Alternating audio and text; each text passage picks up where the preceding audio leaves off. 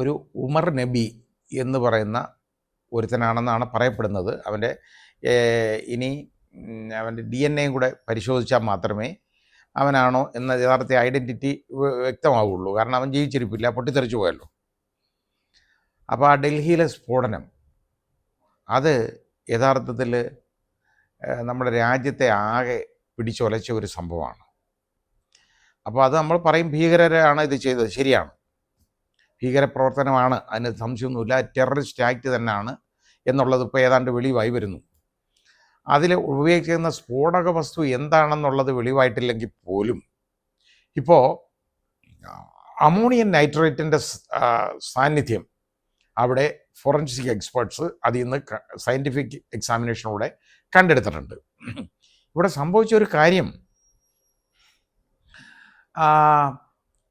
അതായത് ഈ ആദ്യം ഒരു വണ്ടി പൊട്ടിത്തെറിക്കുന്നു, അതിൽ നിന്ന് തീ അങ്ങോട്ട് ആളിപ്പടർന്ന് അതിൻ്റെ പുറകിലുള്ള 6 കാറുകൾ ഇതേപോലെ തീഗോളങ്ങളായിട്ട് മാറുകയാണ്. അപ്പം ഇത്രയും 12 പേര് ഇതുവരെ കൊല്ലപ്പെട്ടു. അതിൽ ബാക്കി ഇനിയും ആശുപത്രി കിടക്കുന്ന ആളുകളുണ്ട്. അപ്പോൾ ഇവിടെ അത് കഴിഞ്ഞ് കുറേ ഓട്ടോറിക്ഷകൾ, അതേപോലെ ഇരുചക്ര വാഹനങ്ങൾ, ഇതെല്ലാം, കാരണം അത് ഒരു സിഗ്നൽ പോയിന്റിൽ കിടക്കുകയാണ്. അതാണ് പ്രശ്നം, റെഡ് സിഗ്നലിൽ വന്ന് കിടക്കുകയാണ്. ഈ റെഡ് സിഗ്നലിൽ വരാൻ പതുക്കെ യമൻ കൊണ്ടുവന്നതായിട്ട് പറയപ്പെടുന്നു. അതിൻ്റെ അർത്ഥം എന്താണെന്നറിയാമോ? ചിലപ്പോൾ അല്ലെങ്കിൽ സിഗ്നൽ പോകുന്നതിന് മുമ്പ് ആളുകൾ എങ്ങനെയെങ്കിലും പാഞ്ഞു പോകാനായിട്ട് ശ്രമിക്കും. യമനിങ്ങനെ പതുക്കെ അത് അവിടെ കൊണ്ടുവന്ന് സിഗ്നൽ പോയിന്റിലോട്ട് കൊണ്ടുവരാൻ കാരണം യമൻ്റെ പുറയിൽ മുട്ടിച്ച് ഒരുപാട് വാഹനങ്ങൾ വരണം.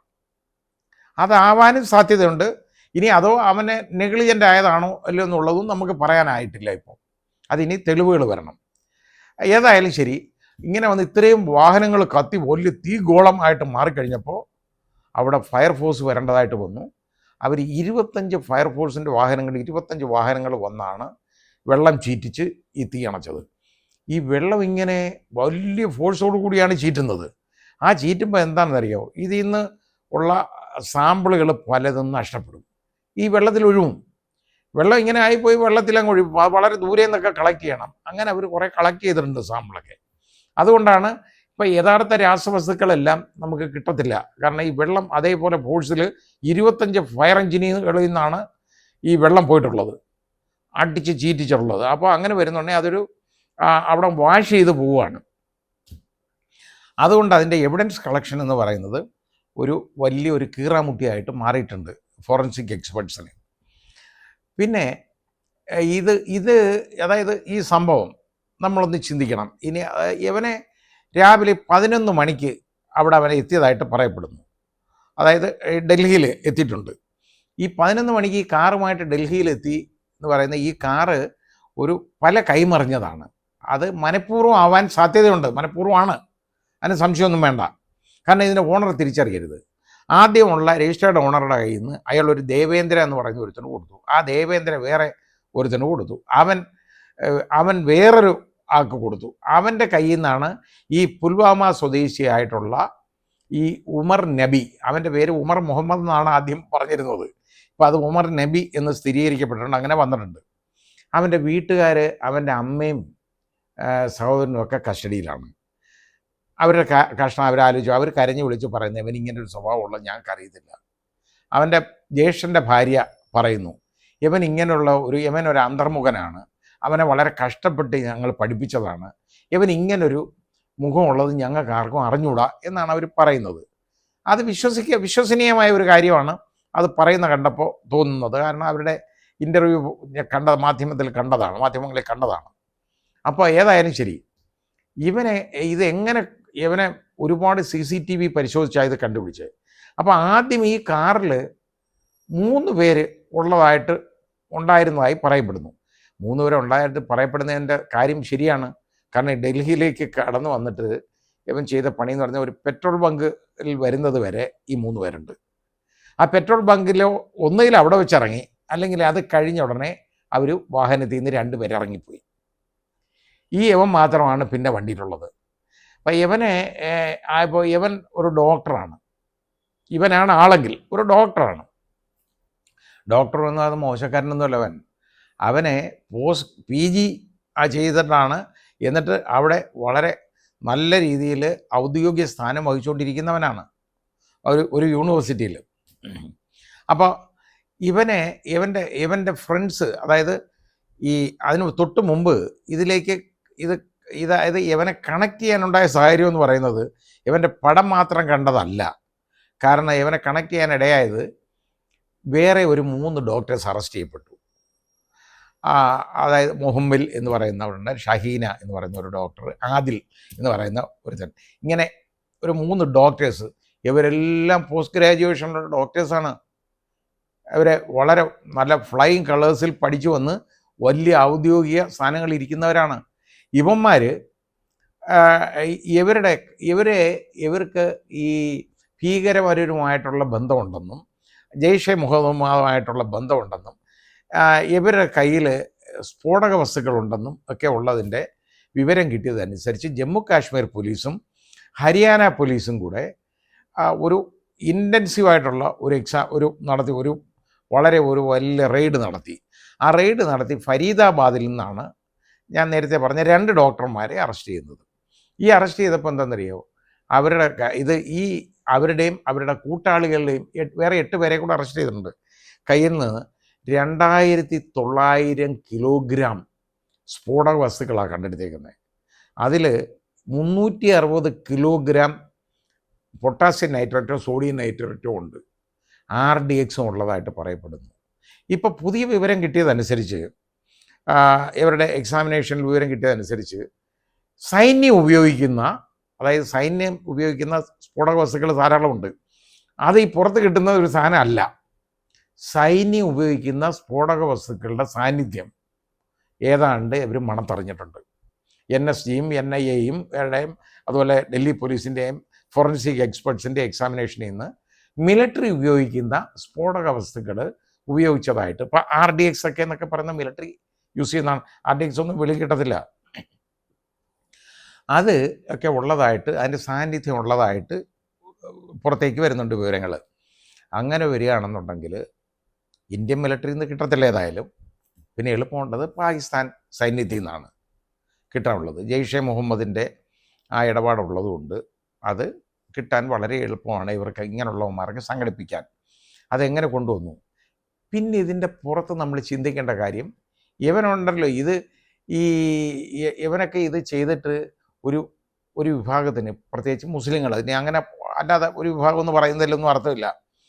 ഈ ഇന്ത്യൻ മുസ്ലിംസിനൊക്കെ വളരെ മേളിലൊക്കെ ഒരു കരിനിഴലിൽ വീഴുന്ന വൃത്തികെട്ടാണ് ഇവനൊക്കെ കാണിച്ചു കൂട്ടിയത്. കാരണം ഇവനെ സ്ഫോടക വസ്തുക്കൾ സൂക്ഷിക്കുന്ന ഡോക്ടറാണോ? ഒരു ഡോക്ടറെ ജോലിയാണോ സ്ഫോടക വസ്തുക്കൾ സൂക്ഷിക്കുക എന്ന് പറയുന്നത്?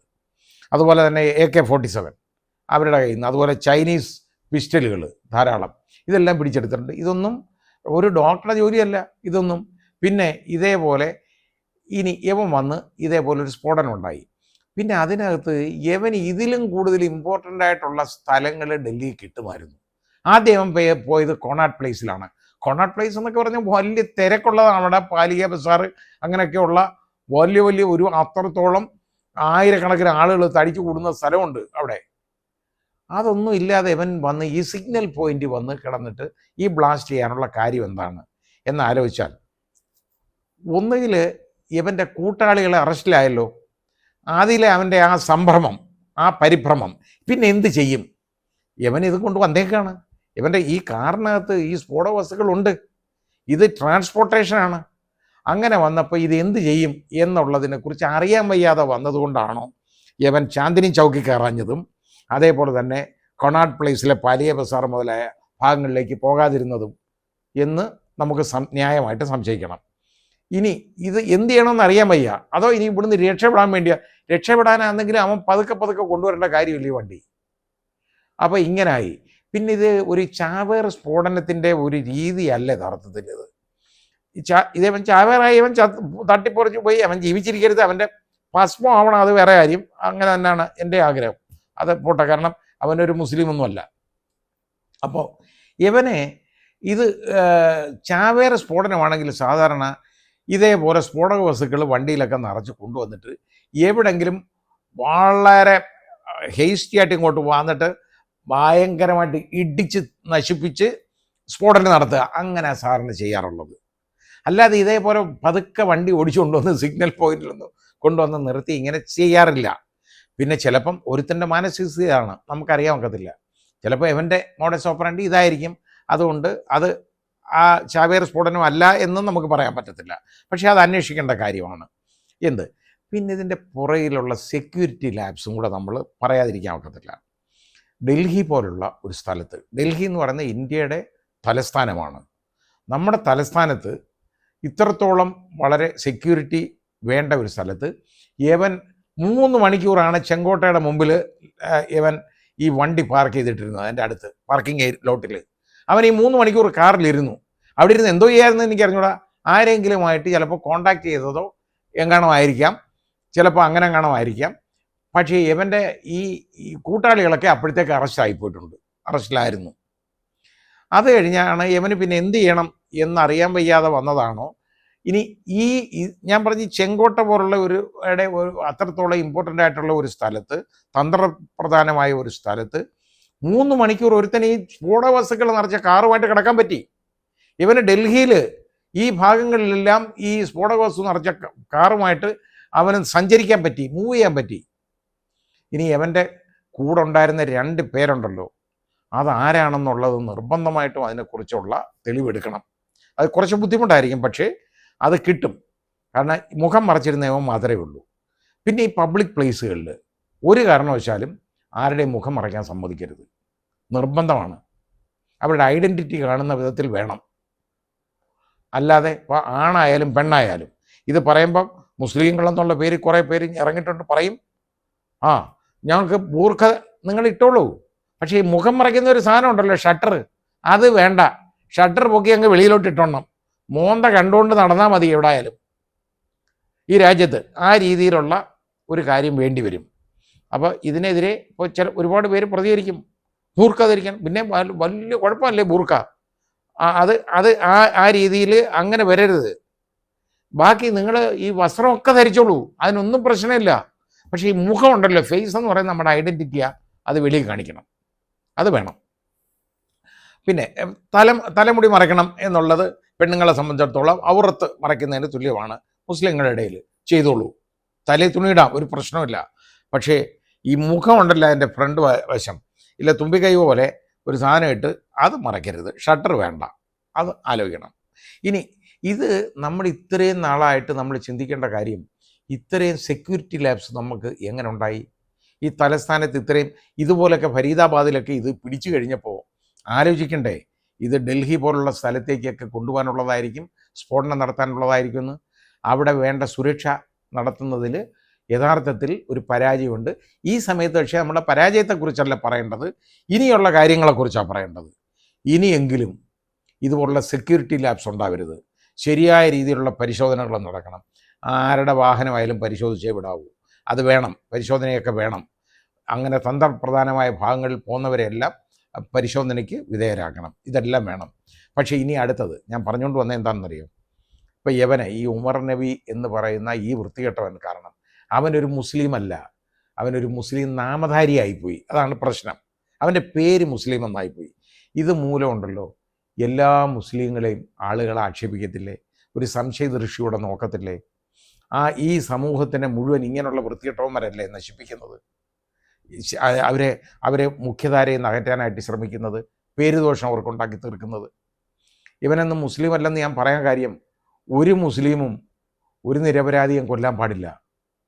കാരണം ആക്രമിക്കാൻ വരുന്നവനെ, അത് നമ്മുടെ ഇന്ത്യൻ പീനൽ കോഡ് അല്ലെ BNS അത് പറയുമല്ലോ, നമുക്ക് പ്രൈവറ്റ് ഡിഫൻസ് ഉള്ളതുപോലെ അല്ലാതെ ഒന്നും ചെയ്തിട്ടില്ല. ചിലർ പരിശുദ്ധ ഖുർആനെ ഒരുപാട് പേര് ഇത് പറഞ്ഞ് ആക്ഷേപിക്കുന്നുണ്ട്. ഈ ഖുർആൻ പഠിപ്പിക്കുന്ന വലിയ കുഴപ്പമെന്ന്. ഖുർആനൊരു കുഴപ്പമില്ല, അത് പഠിപ്പിക്കുന്നവന്മാർ വൃത്തികേടായിട്ട് പഠിപ്പിച്ചാൽ അത് കുഴപ്പമുണ്ടാവും. അതിലൊന്നും ഇത് നിരപരാധികളെ കൊല്ലാനൊന്നും ഖുർആനൊന്നും ഉദ്ഘോഷിക്കുന്നില്ല, പറയുന്നതുമില്ല. അത് വിവരക്കേടാണ് ആ പറയുന്നത്. പിന്നെ അതേപോലെ തന്നെ മദ്രസകളാണ് കുഴപ്പമെന്ന്. ഈ മദ്രസയിൽ അറബി പഠിപ്പിക്കാറുണ്ട്, ഖുർആൻ പഠിപ്പിക്കാറുണ്ട്, വായിക്കാൻ പഠിപ്പിക്കാറുണ്ട്. ഇത് കഴിഞ്ഞാൽ എനിക്കറിയാവുന്ന മദ്രസകൾ കേരളത്തിലുള്ള, ഇനി നോർത്ത് ഇന്ത്യയിലൊക്കെ ഉള്ളത് എങ്ങനെയാണെന്ന് ഞാൻ പോയി കണ്ടിട്ടില്ല. ഇവിടുത്തെ മദ്രസകളിലൊന്നും ആരും ആരെയും കൊല്ലാനൊന്നും പഠിപ്പിക്കത്തില്ല, ഒന്നും പഠിപ്പിക്കുന്നില്ല. അങ്ങനെ ആ രീതിയിലുള്ള ഒരു വിദ്യാഭ്യാസം കൊടുക്കുന്നില്ല. അതുകൊണ്ട് മദ്രസകളെ അടച്ച് ആക്ഷേപിക്കുന്നത് ശരിയല്ല. പിന്നെ പാകിസ്ഥാനിലുള്ള മദ്രസകൾ അവിടെ ഇതൊക്കെ പഠിപ്പിക്കുന്നുണ്ടോ ഇല്ലയോ എന്നുള്ളത് നമ്മൾ സംശയിക്കേണ്ടിയിരിക്കുന്നു. അത് കാണും. കാരണം ഇവിടെ ഈ നമ്മുടെ ഈ ബോംബെയിലെ സ്ഫോടനമൊക്കെ ഉണ്ടാക്കിയവനൊക്കെ ഉണ്ടല്ലോ, അവിടെ സസുഖം കഴിയല്ലേ. അവൻ്റെ ബന്ധുക്കളെല്ലാം നമ്മുടെ ഓപ്പറേഷൻ സിന്ദൂർ ഒന്നിൽ കൊല്ലപ്പെട്ടെങ്കിൽ പോലും ഇപ്പോഴും അവൻ്റെ സഹോദരിയുണ്ട്. അവൻ്റെ സഹോദരിയാണ് ജെയ്ഷെ മുഹമ്മദിൻ്റെ സ്ത്രീകളുടെ വിങ്, അങ്ങനെ ഒരെണ്ണമുണ്ട്. അതിനെ നോക്കുന്നത്, അതിൻ്റെ തലപ്പത്തിരിക്കുന്നത് അവളാണ്. ഇത് ഇങ്ങനെയൊക്കെ ഉള്ളതിൻ്റെയൊക്കെ കൊണ്ടായിരിക്കാം ഈ ഹസീന ഈ ഡോക്ടർ ഷഹീനയൊക്കെ ഇതിലേക്ക് ചിലപ്പോൾ തിരിഞ്ഞു പോയത് അറിയാൻ പറ്റുന്നില്ല നമുക്ക്. ഇനി ഇങ്ങനെ തിരിഞ്ഞു പോകുന്നവർ ചിന്തിക്കണം, അവർ വിദ്യാഭ്യാസം കൊണ്ട് വിവരം വരണമെന്നില്ല. ഇവരൊക്കെ ഡോക്ടേഴ്സും PG ഉള്ള ഡോക്ടേഴ്സാണ്, നല്ല നല്ല നല്ല ഔദ്യോഗിക സ്ഥാനങ്ങൾ വഹിക്കുന്നവരാണ്. പക്ഷേ അവരൊന്നും യഥാർത്ഥ മുസ്ലിങ്ങളല്ല. ഇവരാരും ഇവരിതിൽ ഭാഗമായിട്ടുണ്ടെങ്കിൽ എന്നാണ് ഞാൻ പറയുന്നുള്ളൂ, ഉണ്ടെങ്കിൽ അവരാരും മുസ്ലിങ്ങളല്ല. കാരണം ഒരാളെ നിരപരാധിയെ കൊല്ലാനോ കൊല്ലുന്നതിന് കൂട്ടു നിൽക്കുന്നവരോ ഒരിക്കലും മുസ്ലിമല്ല, ഇസ്ലാമിൻ്റെ ഭാഗവുമല്ല. ഇസ്ലാം ഇതൊന്നും അല്ല പഠിപ്പിക്കുന്നത്. അതുകൊണ്ട് എല്ലാവരും ചിന്തിക്കേണ്ടത്, ഇപ്പം നമ്മൾ ഇതിൻ്റെ കുറ്റം കണ്ടുപിടിക്കുകയല്ല വേണ്ടത്. കുറ്റം എന്ന് പറഞ്ഞു കഴിഞ്ഞാൽ സെക്യൂരിറ്റി ലാബ്സ് കണ്ടുപിടിക്കുകയല്ല വേണ്ടത്. നമ്മൾ വളരെ ജാഗ്രത പുലർത്തണം എല്ലാവരും.